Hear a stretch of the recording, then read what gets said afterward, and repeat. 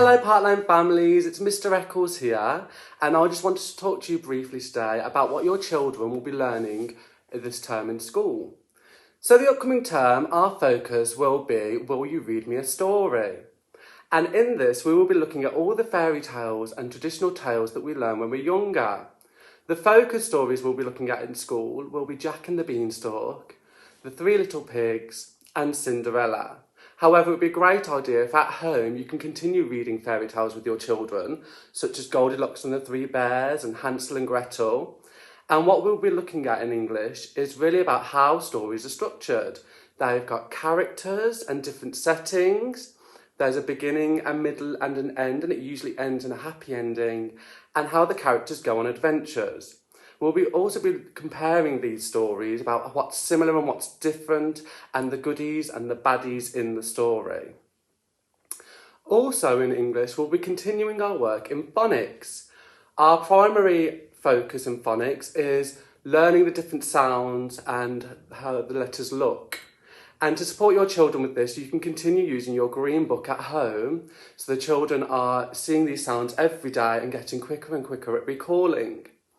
Once the children know their sounds a bit better, we can move on to making simple words like k, at, cat, and d, ad, dad. This would be great for you to use your magnetic boards at home to make the different sounds and just practice having a play around with them. And then we will continue this work in school. It'll also be great at home if you can continue practicing writing your children's name with them. This is very important for the children to be able to do, to be able to develop their writing skills. As well as English, we'll be looking at maths this term, and in maths we are continuing counting different objects. So objects we can touch and move, and we're also counting objects we can't touch, like houses, or walking up the stairs we could count each step we make, or counting different sounds. We're trying to go and count as much as we can, and we are practicing our counting up to 10 at the moment. And as we practice our counting, it's also a great idea at home and in school to look at the numbers with the children and being able to recognise that 1 is written like the number 1 and you can hear one thing, and 2 is written as the number 2 and you can hear 2 things or count 2 things, and just having that really strong focus all around each number. And it'd be a great idea to start with the number 1 like we have done in school, and then move up to 2 when they're confident with 1, and so on and so forth. If your children are confident with their numbers and writing and recalling numbers, it'd be great then to try and count objects without touching them. So it's something we practice in school. We'll show a certain amount of objects and the children straight away can go 3.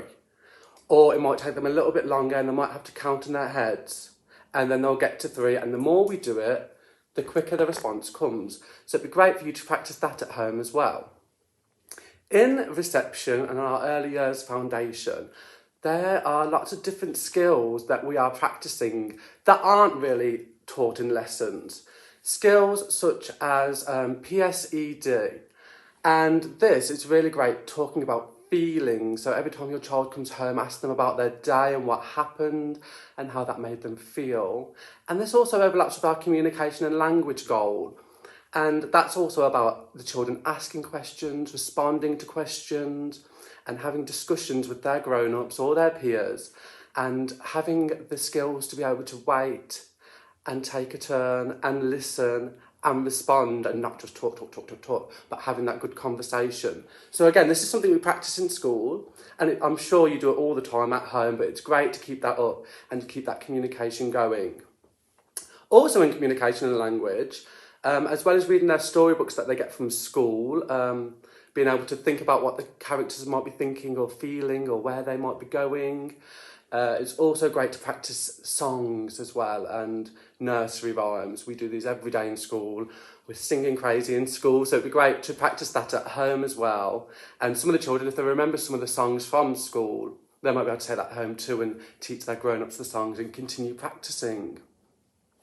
Also, we look at the physical development of the children. So as well as regular PE lessons, this is all about having the ability to hold a pencil properly or to hold their cutlery properly, and this is a great way of practicing at home, is with cutlery.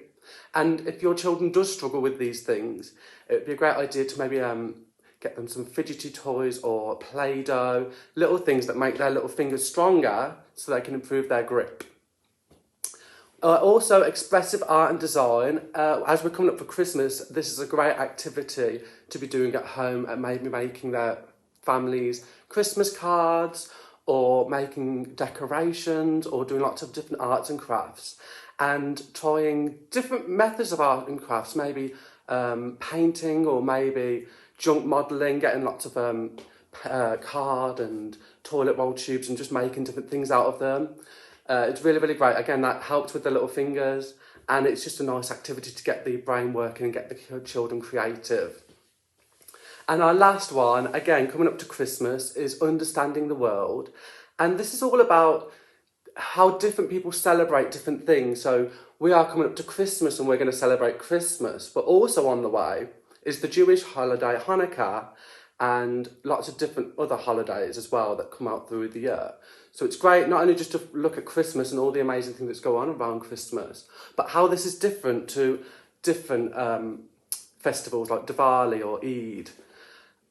And also the changing in season. So we had a nice summer and now it's coming up to autumn, and what changes can we see? The weather, definitely, and the leaves on the trees are all starting to fall off. And as we go through Christmas, we'll be able to see how the autumn then turns into the winter and what changes again we see there. So again, just all these amazing conversations with the children is what's really going to help improve their abilities in school and out of school. And it would just be like nice, fun activities to do together. And as we do come to the last week of Christmas in school, we'll be looking at the nativity story and how Jesus was to become born and how that's why we celebrate Christmas. So again, having a look at this at home with the children would be a really great activity to get them ready for Christmas and ready for our final week, where I'm sure we're doing lots and lots of arts and crafts and fun things. But if you do need any more support, or you'd like to discuss any of these in more depth, or how else you can help at home with your children, please just message us, get in touch, and we're always happy to help. See you soon, bye.